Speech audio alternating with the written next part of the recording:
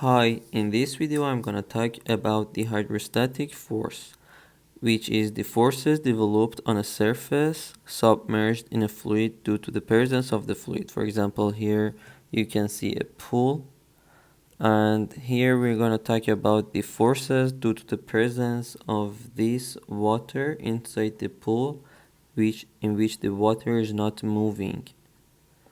The force acting on the bottom surface of the pool and also here on the sides of the pool. And for fluids at rest, the force must be perpendicular to the surface since there are no shearing stresses.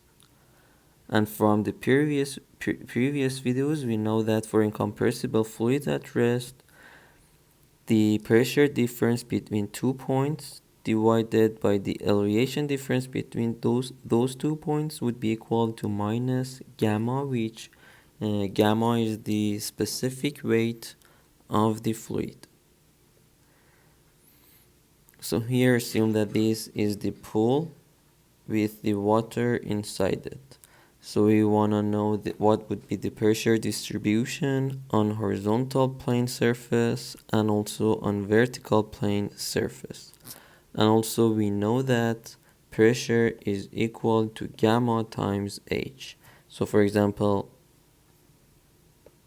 here at this surface, the H everywhere is constant. So the pressure would be constant. For example, pressure at this point would be equal to gamma times 6H, which is the distance of this point to the free surface. And also this pressure would be the same at this point and would be equal to gamma times 6H. So the pressure distribution on this surface would be something like this. But on a vertical surface here, at this point, the pressure would be equal to 0. At this point will be equal to gamma times 2H. Here at this point would be equal to gamma times 4H. And at the bottom of the pool would be equal to gamma times 6H. And it will have a linear distribution. But what about the pressure distribution on inclined plane surface? So in here, for example, we have this surface here, and we will start exploring the resultant force acting on this small area. So the resultant force acting on that small area would be equal to dFr, which would be gamma times the vertical distance from the centroid of this area to the free surface, and this distance would be equal to h here. So gamma times h times the area of this element, which is dh. So if we have the resultant force acting on this small element, what would be the resultant force acting on the whole surface? It would be the resultant force would be the integration of dFr on the whole area.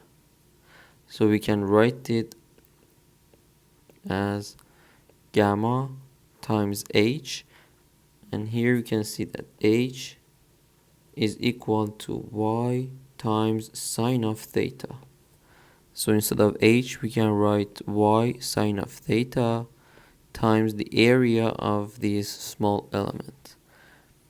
And from the definition of yc, which was the integration over the area of y dA divided by a, we know that this integral is equal to yc times a. And also we know that for any volume, for any element, theta is constant, and also gamma of the fluid is constant. So we can write it as Fr is equal to gamma sine of theta times the integration of y dA. And as we saw, this is equal to yc times a. So we can write that the resultant force is equal to gamma sine of theta yc times A. But what is sine of theta times yc? So here is yc times sine of theta will give us hc.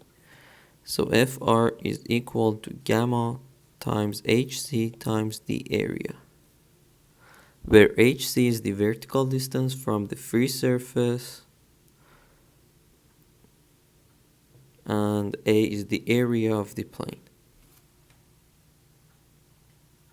But note that the resultant force doesn't pass through the centroid of the area, and it passes through a point which has a value for yr and xr. So its y location is ixc divided by yc times A plus yc, and its x location is ixyc divided by yc times A plus xc.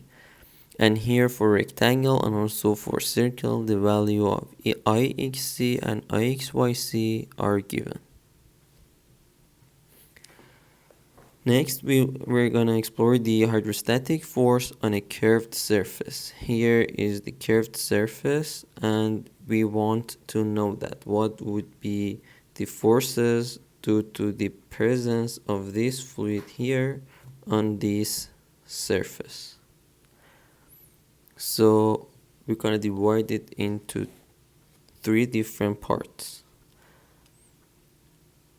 First, we will say here would be F1, F2, and W, where F1 is the force due to the presence of this portion of the fluid acting on this surface, and F1 would be equal to gamma of the fluid times the centroid of this surface, which would be here,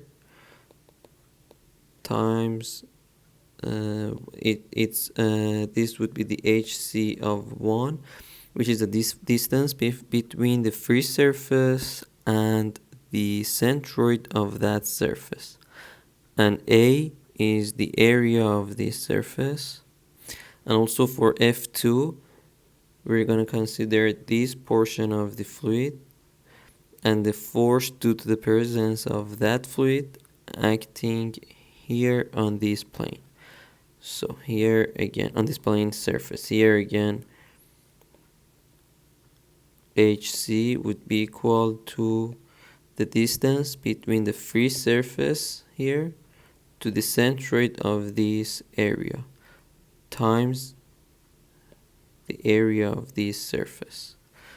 And also W would be equal to the weight, the volume of this portion. So F1 is equal to gamma HC1 times A1, F2 is equal to gamma HC2 times A2, and W is gamma times the volume of that part. Then the horizontal force would be equal to F1, and the vertical force would be equal to F2 plus W, and the resultant force would be the square root of horizontal force, the power of 2 plus the vertical force squared. And the last part is the buoyant force, that we can think of it as a balloon floating in the air or a ball floating in the water. So the buoyant force would be equal to the multiplication of gamma of the fluid that the object is floating in times the volume of the object. So for example, in this example, this would be our volume, would be the wet volume, like here. We are just considering the portion that is buoyant. But here in the balloon example, we will consider the whole volume of the balloon since its whole volume is floating in the air. Thanks for